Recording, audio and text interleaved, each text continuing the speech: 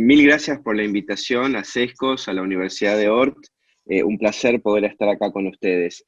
La idea, lo que combinamos con Pedro cuando fuimos ideando esto, en verdad era un Q&A, un preguntas y respuestas abierto, y aún queremos que eso sea así. Podemos cubrir la historia de Mercado Libre, temas de cómo Mercado Libre encara desafíos.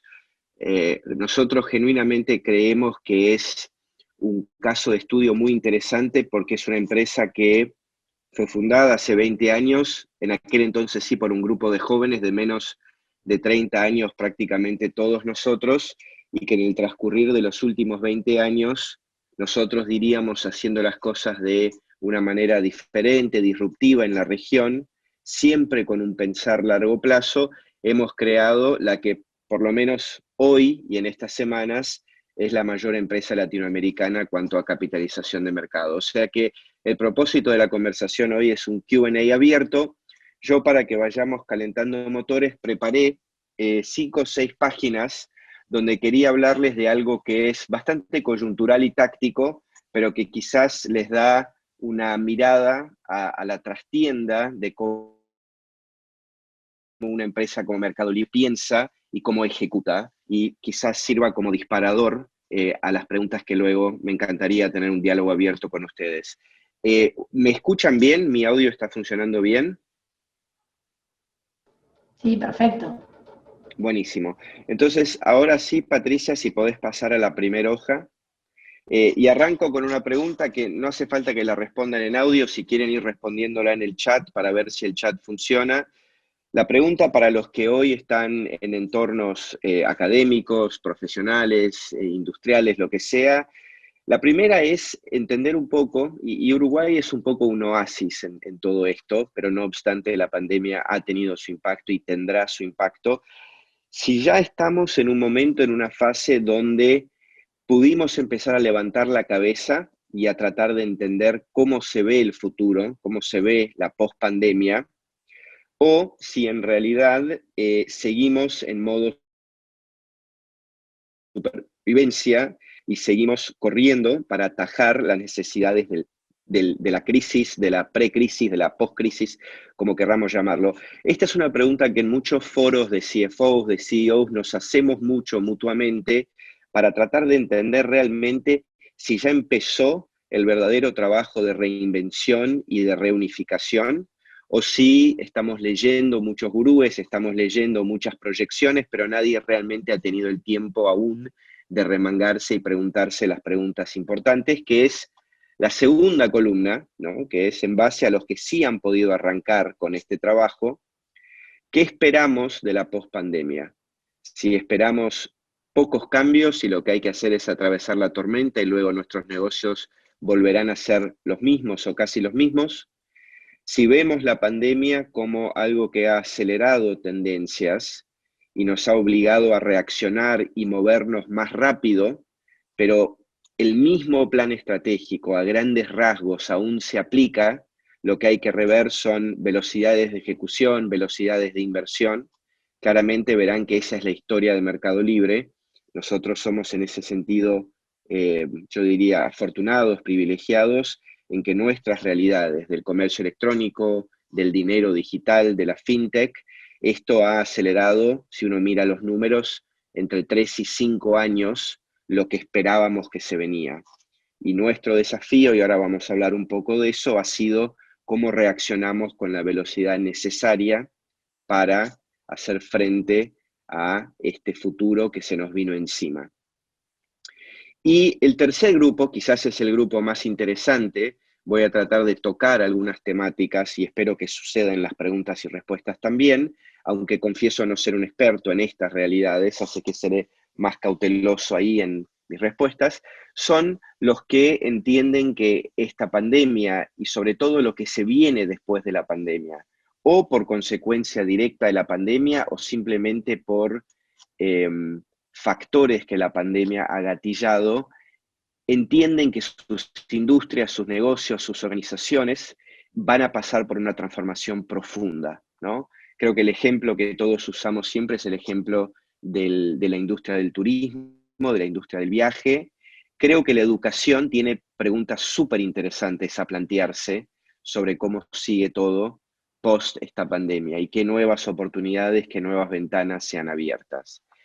Bueno, entonces, lo que les voy a contar, que surge de nuestra experiencia en Mercado Libre, pero posiblemente es aplicable a cómo ha sido el mundo empresarial y el mundo emprendedor en general. Nosotros claramente hemos vivido 3 fases en nuestro negocio, en nuestra realidad. Tuvimos una fase hasta marzo del 2020, que la llamo pre-COVID, donde la historia de Mercado Libre todas la conocemos. Mercado Libre venía hace 20 años construyendo 2 grandes negocios, uno en el mundo del retail, uno en el mundo de las finanzas, con la misión de democratizar tanto el comercio como el dinero a través de la tecnología y la disrupción digital de esas 2 grandes industrias. A principios, mediados de marzo, la pandemia empieza a tomar cierta dimensión en América Latina. Eso lleva a varios gobiernos en países claves para nosotros a instaurar o cierres totales del comercio y de la libertad de trasladarse de sus ciudadanos, o los ciudadanos mismos empiezan a recluirse, comprar menos, no acceder al mundo físico y sobre todo a frenar todo gasto para entender qué estaba pasando.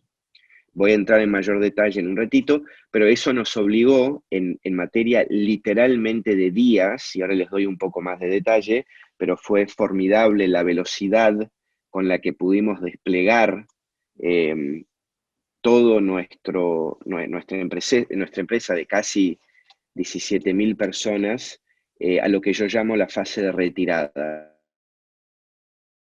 Y la fase de retirada era, asumíamos, y ahora voy a mostrarle el porqué en números, que el mundo se frenaba, que íbamos a ver una caída catastrófica en volumen, en ventas, en transacciones, y que la supervivencia misma de Mercado Libre estaba en juego si no lograba mover muy rápidamente el timón y ajustarse a este mundo pandémico que era apocalíptico en los números que veíamos. Lo muy interesante, lo casi único de nuestra realidad es que marzo, las últimas 2 semanas fueron eso, fue una empresa que estaba en franca retirada de todos lados que podía, tratando de salvar caja, accediendo a líneas de créditos, cortando gastos, cancelando proyectos, ahora entramos en más detalle, y de repente, a principios de abril, cuando creo que sucedieron 2 cosas. Nuestros consumidores entendieron que la vida seguía cambiada, modificada, transformada, pero acceso a bienes básicos, a bienes de salud, a remedios, alcohol en gel, comestibles secos y consumos que iban a necesitar para las clases, para el colegio, tenían que seguirlos adquiriendo y los canales online eran o los únicos canales disponibles por restricciones a la movilidad o eran los canales de preferencia, dado el cuidado que los ciudadanos empezábamos a tener. Y ahí lo que vimos fue una explosión de demanda que nunca antes habíamos visto. Es este fast forward de 3 a 5 años de volumen, y ahí tuvimos que entrar muy rápidamente en lo que llamo la empresa reiterada, del concepto de la reiteración, donde literalmente tuvimos que reinventarnos del día a la mañana para poder responder a esta demanda que explotaba en materia de semanas. Y eso implicó una serie de iniciativas que ahora vamos a cubrir de reasignación de capital, triplicar apuestas en lo que íbamos que iba a ser necesario, liberar recursos de lo que veíamos que tal vez no iba a ser tan necesario y de alguna manera lograr galvanizar una empresa entera a trabajar en el corto plazo, a rápidamente reinventarse y reiterarse para este nuevo mundo que nos vino encima. Entonces, pasando, Patricia, a la próxima, para poner esto un poco en números. Esto de acá grafica las tasas de crecimiento interanuales, ¿sí?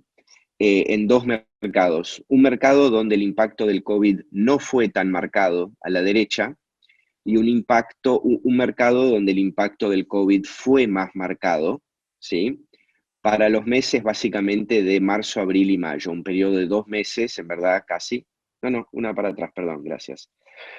Y lo interesante es que el de la izquierda son nuestros principales países. El de la izquierda incluye Brasil, que es casi el 70% del negocio.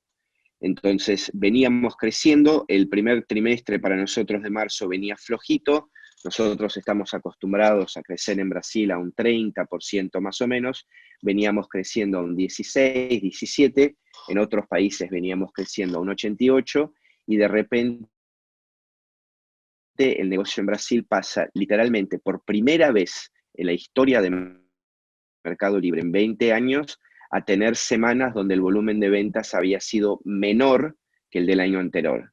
Nosotros hemos estado acostumbrados en estos 20 años a siempre crecer por encima de el año anterior. Y en países que aún tuvieron crecimientos positivos, la caída en crecimiento fue muy grande y toda nuestra estructura de costo, nuestra estructura de inversión estaba planificada para crecimientos mucho mayores que estos.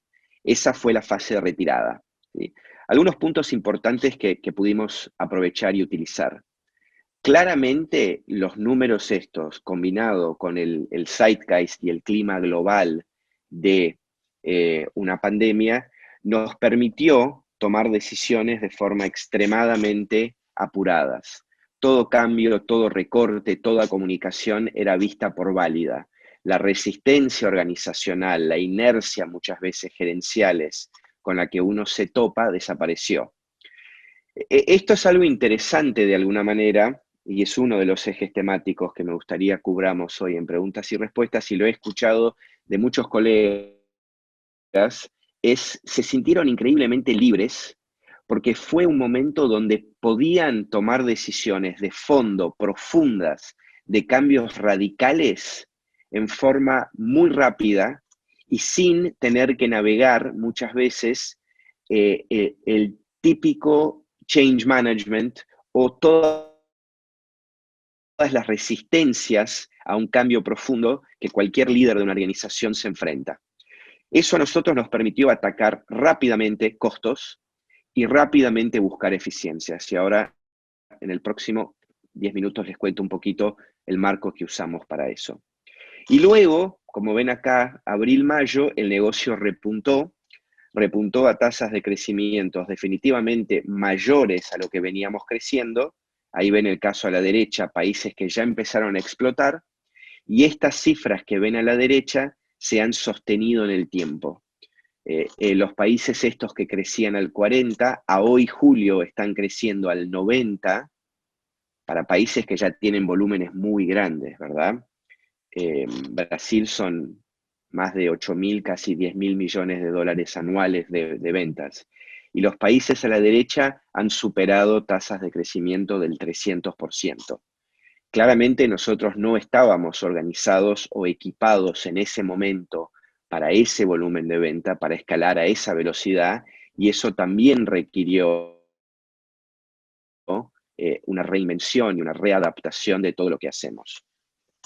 Podemos pasar a la próxima. ¿Qué fue esa primer fase entonces?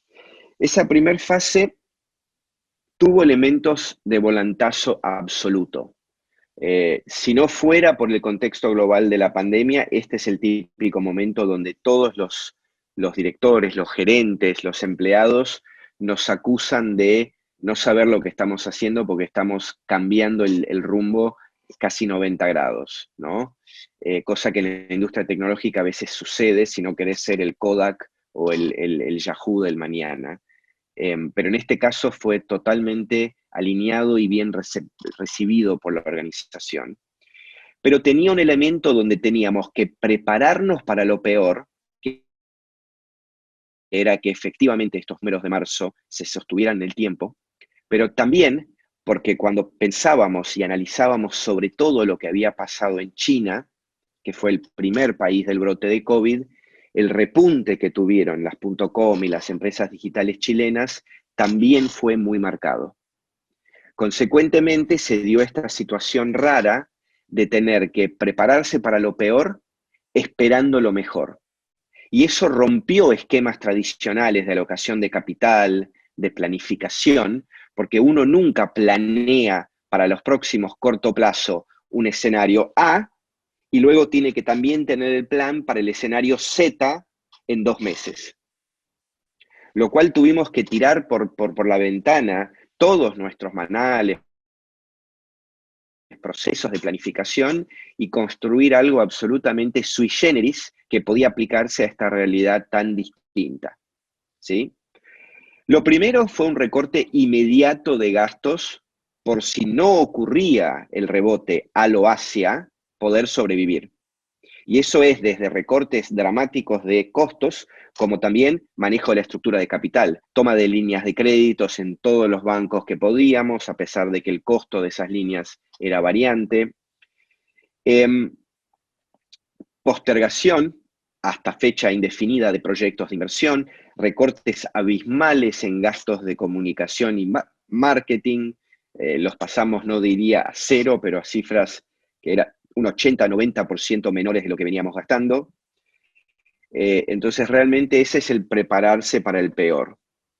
Y luego para generar el esperar para lo mejor, tuvimos que tener como axioma básico de todo accionar, de toda alocación de capital humano, de capital dinero, de proyectos, la flexibilidad como eje y brújula que guiaba toda toma de decisión, todo proceso de toma de decisión. Entonces ahí empezaron a surgir algunos factores claves. Todo lo que era fácil de hacer, pero luego de deshacer, lo que se podía invertir, pero cortar la inversión igual de rápido. Un ejemplo ahí es el marketing digital, que es muy algorítmico, son máquinas comprando palabras en Google, comprando posiciones en Facebook, y uno puede prenderlo un segundo y apagarlo el otro. Ese es el tipo de inversión que en esto de esperar lo mejor, muy rápidamente, ya a fines de marzo, dijimos, empecemos a acelerar. Y luego, las cosas que son difíciles de rehacer, una reinversión en una campaña a largo plazo, el lanzamiento de una nueva unidad de negocios, contrataciones en masa, que son cosas que una vez invertidas o hecha la inversión, se vuelven muy difíciles de deshacer, son las que tuvieron un parate absoluto. Y en todo este momento, comunicar constantemente, monitorear constantemente, y constantemente me refiero a que teníamos reuniones diarias de todo las personas con posiciones de liderazgo en la organización, gerentes para arriba, eran reuniones de 150, 170 personas diariamente a final del día para hacer un rápido repaso de qué estábamos viendo, qué había pasado y qué decisiones se habían tomado. Y luego esos equipos cascadeaban esas mismas reuniones a lo largo de toda la organización. Entonces el monitoreo cuantitativo de qué hacía el negocio, de cómo performaban las inversiones, era literalmente diario, cosa que es insostenible en el tiempo, lo tenemos clarísimo, y también las comunicaciones, ¿sí? Un ejemplo nada más para darle un poco más de tangibilidad a esto, si pasamos a la próxima, Patricia. Y como esto hubieran muchos, era bueno, ok, ¿cómo pensamos el presupuesto? El presupuesto que habíamos lanzado para el año y que habíamos empezado a ejecutar en enero, tuvimos que decirle a todo el mundo, esto no va más, lo tiro a la basura, y tenemos 7 días para básicamente volver a armar una hoja ruta de cómo vamos a invertir, no en el año entero, eso no tenía sentido en ese momento, pero sí durante abril y mayo. Y a fin de mayo nos sentaríamos a reevaluar el próximo ciclo de 2 meses, al final pudo ser más largo. Y lo que dijimos básicamente, y esto es una manera, ya lo empecé a hablar antes, dijimos, las inversiones que tienen reversibilidad, es decir, que puedo hacer y deshacer, y que tienen un alto impacto o estratégico en el crecimiento, no las suspendo y simplemente evalúo qué está pasando con ese performance día a día. Ese cuadrante arriba de la derecha, yo diría que es el más fácil. Son las cosas importantes y fáciles de apagar si el retorno o si pasa algo que cambia. Entonces, esas ni las discutamos, siguen como el plan inicial o en base a volúmenes crecientes se van ajustando en línea con el volumen que crece. Las de abajo, las que son de bajo impacto, lo que dijimos para alinear la organización fue básicamente, esto se fue a cero. Este presupuesto no lo tenés más. La realidad es que dejamos una pequeña ventana para que los que querían discutir y argumentar que las cosas de bajo impacto, pero también alta reversibilidad, deseaban mantenerlas, así podían hacerlo si lo justificaban muy bien, ¿sí? Lo que era bajo impacto y bajo reversibilidad, que uno se pregunta, pero ¿por qué hacen esto? Y la realidad es que toda organización tiene esto. No sé si llamarlo grasa o ineficiencia, pero sí son las cosas que muchas veces van ocurriendo por legado, por costumbres. Y esto también para CFOs, para todos, ¿no? Y creo que esto aplica de nuevo a cualquier entorno. Quizás esto es uno de los puntos más ricos de la pandemia, que permitió identificar este cuadrante de abajo, ¿sí? Que es de bajo impacto y difícil de desarmar, y por ende probablemente por eso seguía corriendo.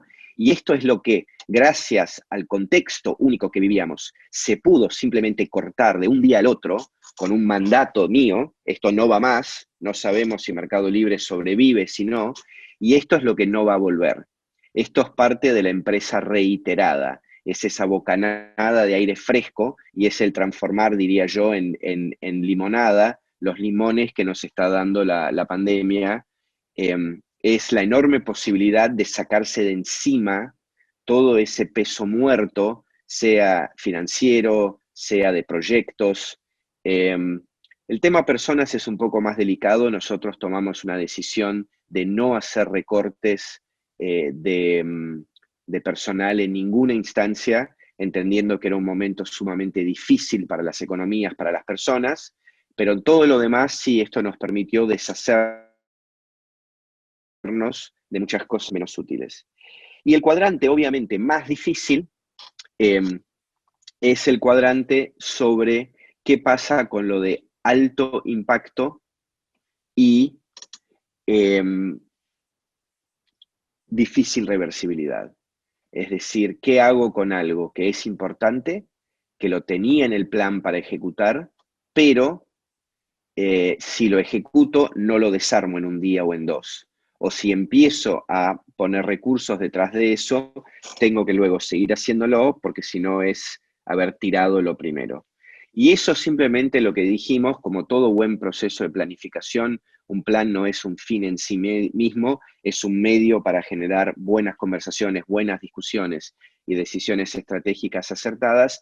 Eso lo que dijimos es vamos a base cero y vamos a tener conversaciones profundas sobre cada uno de estos antes de tomar la decisión. Y si la conclusión después de esa primera conversación es aún no sabemos, la volvemos a tener en una semana o en dos y así vamos viendo cómo manejar estos. Y lo interesante es que usamos una matriz como esta y literalmente, no les miento, si no fueron en 7, fueron en 10 días, rehicimos todo un plan de ejecución para que la gente sepa cómo hacer y cómo trabajar abril y mayo. Luego en mayo volvimos a reiterar para junio, julio, y ya a partir de fines de julio hemos hecho un plan para toda la segunda mitad porque nos entendemos un poquito mejor dónde estamos parados. Avanzamos una. Yo veo que empiezan a entrar preguntas. Lo que voy a hacer, solamente para que no se vuelva un monólogo tremendamente tedioso, si logro encontrarlas, es responder algunas. Ahí vi que alguien preguntó si no es un poco temprano para hacer estas aseveraciones de lo que va a ocurrir, lo que no va a ocurrir, cómo va a cambiar el mundo. Y creo que es una excelente pregunta. Y mi respuesta de estar muy empapado, por lo menos en lo que es el mundo empresarial de todo esto, es que yo diría que definitivamente sí es muy temprano. Y acá justo lo menciono, ¿no? Cuidado con los simplismos o lecturas prematuras en esta fase de la reiteración, principalmente porque dos cosas. Creo que hay toda una industria de futurólogos que está produciendo mucho material, es un momento muy rico para ellos y creo que tiene un lugar muy importante en eso, pero eso suele ser el futurólogo corto plazo.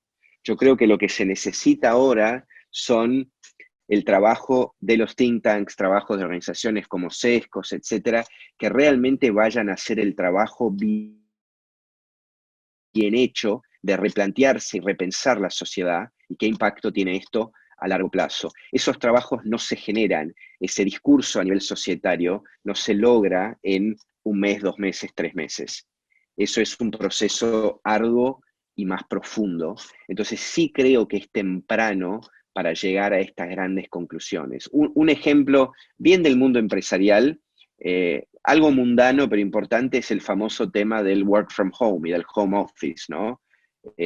Inclusive nosotros, confieso, pecamos de esta lectura de que el trabajo en la oficina nunca más será el mismo y vamos todos a home office para siempre. En Silicon Valley, que es una industria muy ansiosa, muy rápida, muy de cambios rápidos, muchísimas de las grandes empresas tecnológicas han mandado a sus empleados a casa prácticamente para siempre.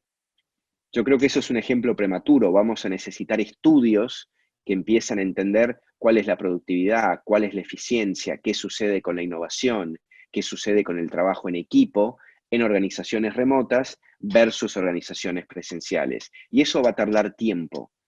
Entonces, creo que es una excelente pregunta y creo que es uno de los recaudos que tenemos que tener. Es prematuro para decir sé cómo va a ser el futuro. Ahora, habiendo dicho eso, sí hay cosas que yo diría que uno puede hacer una apuesta y tiene pocas chances de equivocarse de que son cambios que van a ocurrir. Y creo que ahí está el trabajo estratégico corto plazo de las empresas. Por ejemplo, los hábitos de los consumidores han cambiado. Los consumidores han comprado más online, lo vemos en los datos. ¿Todos esos consumidores van a quedarse online? No. Algunos volverán a sus hábitos tal cual eran antes de la pandemia. Ahora muchos sí se van a quedar. Entonces es inevitable que va a haber un cambio y una aceleración del consumo digital. ¿Cuánto va a ser ese cambio? ¿Va a poder Mercado Libre, empresas como Mercado Libre, sostener estos niveles de crecimiento? No lo sabemos, pero que hay un cambio paradigmático en cómo se consume, sin lugar a dudas. Asumo que esto aplica también a algunas otras industrias, la del turismo, la de los viajes, pero no a todas. ¿Cómo es entonces la fase reiterada? Y voy cerrando para que podamos tener un diálogo. La fase reiterada no sabemos cómo va a ser, siguiendo con esa pregunta. Lo que sí, hay algunas cosas que creo es importante que todo líder de una organización trate de mantener de lo que nos ha dejado esta crisis global. El primero fue lo que les mencionaba antes, el envión a poder moverse de forma ágil y rápida. Es increíble la cantidad de CEOs que te dicen, lo mejor que me pasó de la pandemia es que yo volví a sentirme que trabajar era como hace 30 años cuando arranqué mi empresa, que todo decidíamos rápido, estábamos en constante comunicación, estábamos en constante flujo, no nos importaban los organigramas, las estructuras, los hilos de poder, los planes, todo era sobrevivir, era tenemos que hacer cosas, tenemos que movernos rápido, rápido, rápido. ¿Qué están diciendo nuestros clientes? ¿Qué está diciendo nuestra industria? ¿Cómo apagamos incendios? Y eso ha liberado una enorme libertad de accionar, movimentación muy importante. En muchos casos hasta fue llamativo ver cómo ciertos estados latinoamericanos que suelen ser lentos, que nosotros en la industria de innovación solemos muchas veces sufrirlos y padecerlo, ¿no? Lo que la reglamentación y la involucración estatal a veces genera de anti-innovación es enorme, y acá las reacciones del Estado, la capacidad de generar programas y proyectos y diálogo público-privado fue asombroso. Todo el mundo tuvo que reaccionar muy sobre la marcha y en forma muy, muy veloz. El segundo punto, un poco lo cubrí. Entendamos los cambios permanentes, pero tengamos mucho cuidado con simplismos y lecturas prematuras y usemos mucho datos. El otro problema con los simplismos es que estas épocas de grandes cambios a nivel societario son también muy propicios a teorías que pueden hacer mucho sentido, que están bien conceptualizadas desde una lógica lineal y que se defiende, pero que luego los datos simplemente no lo sustentan. Entonces creemos que es fundamental sustentar todo esto en datos, ¿no? Nosotros, por ejemplo, podíamos haber dicho, cambiar los hábitos del consumidor porque están comprando más en línea y no van al supermercado, esto, lo otro. Pero luego los datos tenían que sostener esto. Fíjense un ejemplo, por ejemplo. El consumo en los supermercados grandes y los macromercados obviamente se vio muy afectado. Ahora la pregunta es dónde fue la gente a comprar, sobre todo en los países, a diferencia de Uruguay, que han tenido cuarentenas o restricciones al movimiento muy severos. Y la realidad es que fueron a la tienda local, al pequeño comercio de barrio de nuevo. Eso es una teoría lineal fácil de sustentar. Cuando uno va a los datos y mira Mercado Pago, es absolutamente así. Hemos visto una explosión en el pequeño comercio barrial, la ferretería, la fiambrería, la casa de ventas de frutas. Entonces, fundamental para no caer en falsos profetas que los datos lo acompañen. Y luego quizás las dos más difíciles, ¿no? Que es muy importante entender qué es lo que la organización estaba haciendo bien durante la crisis, o qué iba a ser necesario para sostener cualquier envión que la organización había logrado durante la crisis, para empezar a apostar ahí con el capital. En nuestro caso, por lo menos, hubieron algunos evidentes. El primero fue, nos dimos cuenta muy rápido que este aluvión de demanda que venía a las plataformas online iba a poner bajo extremo estrés toda nuestra malla logística y la malla logística de nuestros socios transportistas. Entonces, desde el primer momento que vimos que el negocio empezaba a repuntar, hicimos una apuesta extremadamente agresiva de inversión y de foco sobre lo que es Mercado Envíos, que es nuestra plataforma de logística regional, y empezamos a trabajar lo más de cerca que podíamos con nuestros socios en la cadena de transporte para realmente adecuarse a esta explosión de demanda. Y han sido realmente inversiones millonarias en un entorno incierto, pero que han sido uno de los pilares del éxito sostenido de Mercado Libre a lo largo de los últimos meses. Gracias a que desde un momento muy inicial, a comienzos de abril, empezamos a invertir muy agresivamente en más fletes, más camiones, más rutas, más subcentros de consolidación y desconsolidación, es que Mercado Libre ha podido recibir esa demanda incremental. Y luego, muy interesante lo que impuestan a mostrar los datos, esos mismos consumidores han tenido una experiencia lo suficientemente buena que vuelven y vuelven en niveles más elevados que lo que las camadas anteriores de usuarios volvían. Y ahí la logística ha sido absolutamente fundamental. Y el segundo punto es entender nuevos motores que surgen o nuevos negocios que quizás este nuevo paradigma permite, ¿sí? Entonces, ¿dónde hay oportunidades nuevas que no existían? Yo les doy una que es muy obvia y es muy corto plazo en nuestra realidad, y les cuento una un poquitito más, si se quiere, estrategia a largo plazo, pero con cierto fundamento.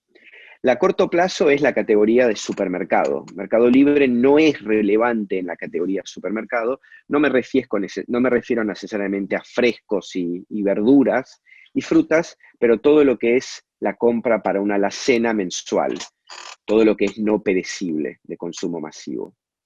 La pandemia nos aceleró la entrada en ese espacio en muchos países por muchos años. Ya tenemos lanzados en México, en Brasil, en Argentina, una experiencia de compra de supermercado, y ya empezamos a tener más y más vendedores de esos rubros subiéndose a la plataforma. Esa categoría ya pasó en cuestión de meses de ser menos del 2% del volumen de ventas nuestro a acercándose al 10% en algunos países, y es la categoría de mayor crecimiento a nivel regional. El que es un poquito más interesante y conceptual, la industria de los seguros, ¿no? Esto es algo que creíamos que teníamos oportunidades de distribución interesantes, de volvernos un distribuidor de seguros por la billetera digital que tenemos en muchos países, por la actuación de Mercado Pago en el espacio financiero.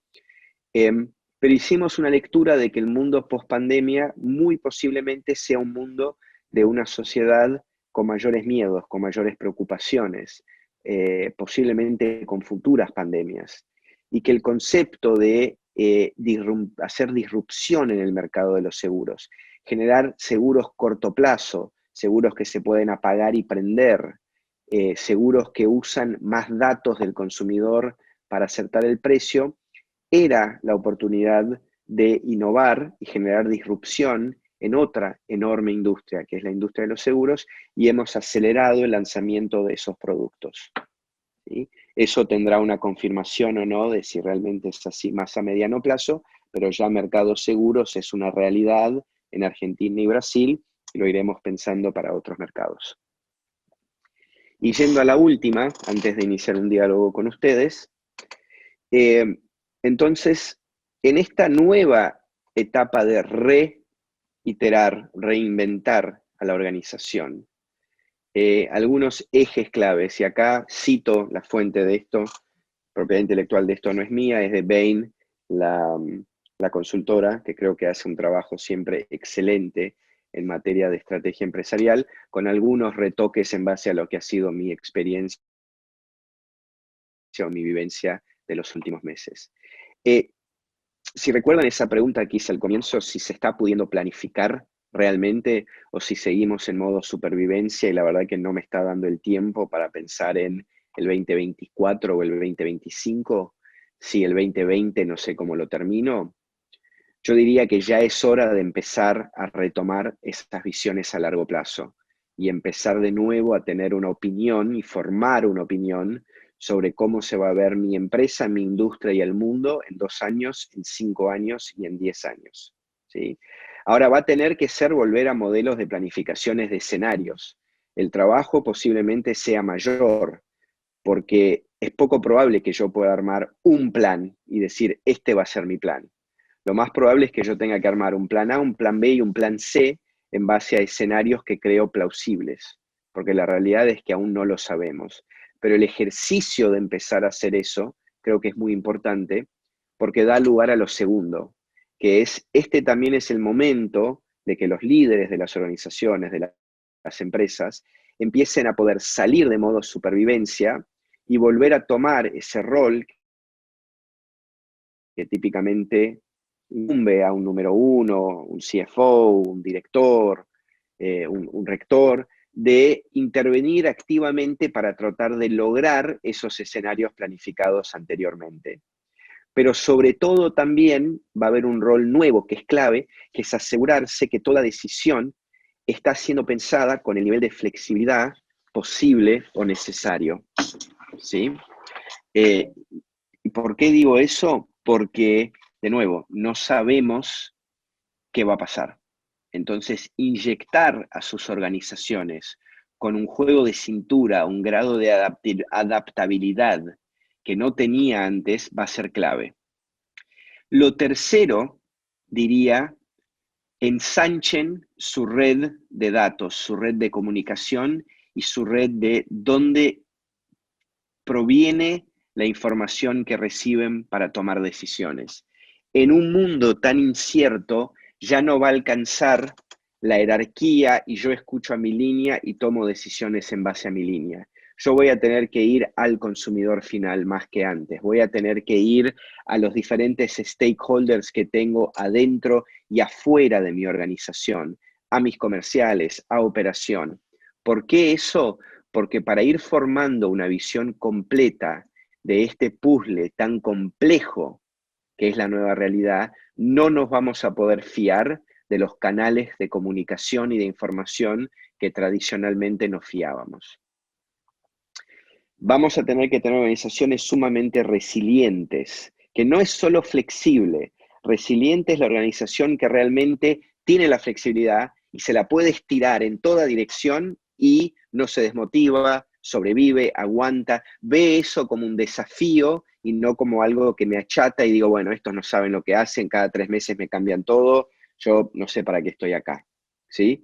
Entonces, en procesos de asignación de capital, de asignación de recursos, de asignación de todo, reentrenar a la organización para que el mundo es cambiante.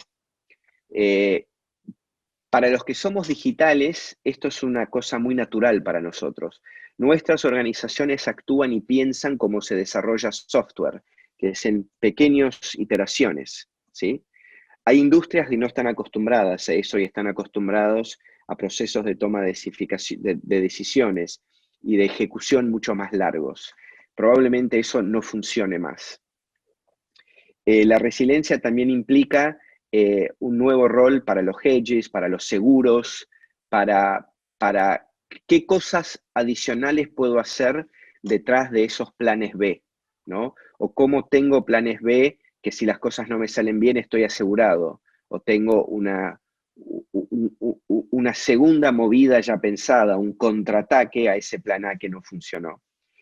Y claramente tienen que repensar dónde invierten y dónde gastan, porque va a ser fundamental liberar costos hasta el último centavo que se pueda de cosas que son menos necesarias o que ya no tienen tanto sentido para reinvertirlos en donde sí tiene sentido.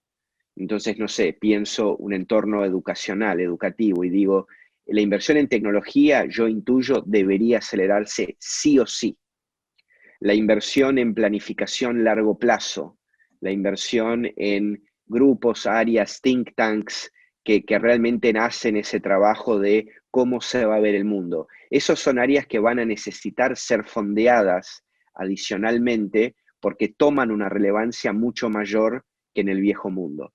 La pregunta entonces se vuelve de dónde reasigno los recursos, de dónde saco los recursos nuevos para hacer eso. Sobre todo porque no todos van a tener la fortuna y la suerte que tiene, por ejemplo, un Mercado Libre, que todo esto ocurre dentro de un contexto de un negocio que está creciendo al 300% por año en algunos países, duplicando su facturación. Entonces acá hay margen incremental que reinvertir. Muchos de ustedes estarán en entornos donde no es así y realmente lo que hay que hacer es liberar costo para reinvertir en otro lado. Y por último, la adaptabilidad al cambio. Y ahí diría, lo primero, identifiquen ya mismo los clientes claves y blinden esos clientes. Si hay recursos limitados, todos van ahí, al 80-20, al 20% que le genera el 80% del negocio. Fundamental, no perderse en este momento tan confuso y terminar perdiendo a los clientes más importantes. Lo segundo, en esta etapa segunda de reinvención o reiteración, es empiecen de a poquitos a jugar a la ofensiva de nuevo. Miren este mapa de qué nuevas oportunidades han surgido y empiecen a ser modo ofensivo. Las organizaciones, las empresas que van a lograr capturar oportunidades son las que se mueven primero, las que salen primero del estupor, del miedo, del riesgo máximo, o la aversión máxima al riesgo, disculpen, y empiecen a hacer apuestas. Hagan apuestas que son prueba y error, hagan apuestas que son chicas, que son controladas, pero empiecen a arrancar esa maquinaria de lo nuevo. Si son cursos 100% digitales, si son nuevas líneas de negocios, nuevos productos, este es el momento para empezar a jugar con eso. Y por último, y con esto sí cierro y empezamos lo que ojalá sea un lindo diálogo, tengan mucho cuidado con lo que llamo el efecto resorte.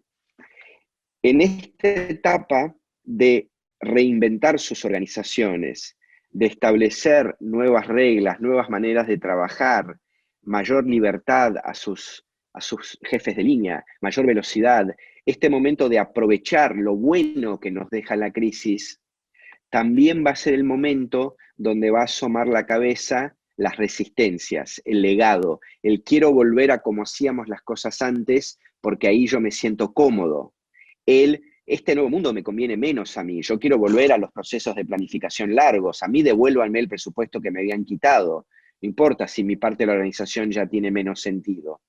Y este es el momento donde el liderazgo tiene que estar prestando particular atención a eso. Yo digo siempre que las organizaciones son como eh, rubber bands, como gomitas en argentino, que si uno las estira, tienen enorme flexibilidad, pero si la suelta quiere volver a la forma anterior. Y realmente uno tiene que estirarla mucho, por mucho tiempo, para romper esa inercia y poder soltarla y que se mantenga en su nuevo tamaño mayor, de mayor escala, ¿no? De mayor envergadura. Entonces, esa adaptabilidad que se ganó en estos meses de crisis, de rápida respuesta, la vamos a tener que defender con muchísimo, muchísimo ahínco, porque si no nuestras organizaciones van a volver a ser las mismas que eran antes. Y lo más probable es que si en algún momento del 2021 nos miramos el ombligo y miramos nuestras organizaciones y se ven muy parecidas a cómo se veían antes de marzo del 2020, yo les diría que probablemente no están aptas para los próximos 10 años.